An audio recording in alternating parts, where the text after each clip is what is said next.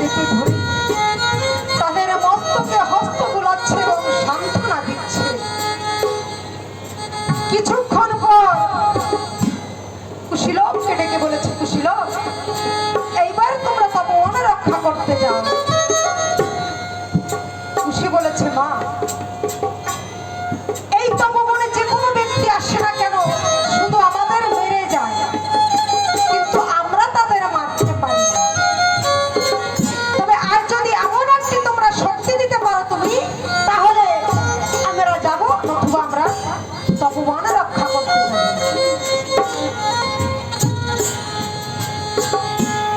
সীতা দেবী চিন্তা করলেন, তাই তো, এদেরকে কি বলে সান্ত্বনা দিই। তাই সীতা দেবী কি বলেছে, আমি যদি প্রভুর কাছে স্বরূপে হই সতী,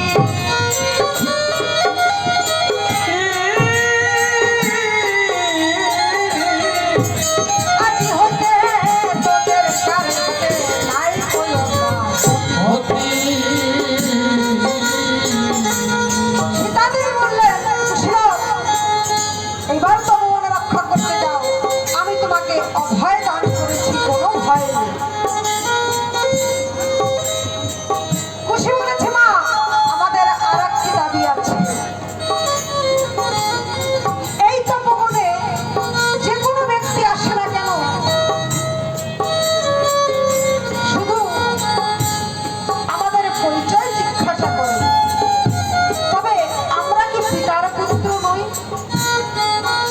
আমরা যদি পিতার পুত্র হয়ে থাকি তাহলে আমাদের কাছে আজকে আমাদের পিতার নাম বলতে হবে।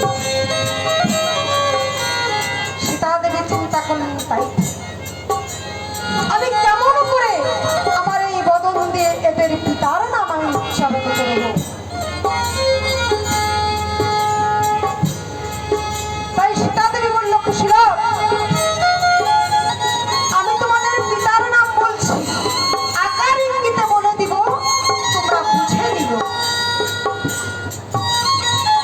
তাই সীতা দেবী কেমন ভাবে তাদের পিতার নাম বলেছে।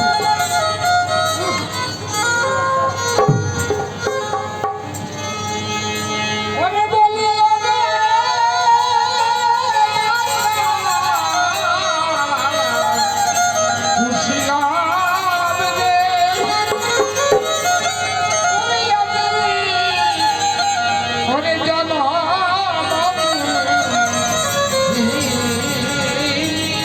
বলি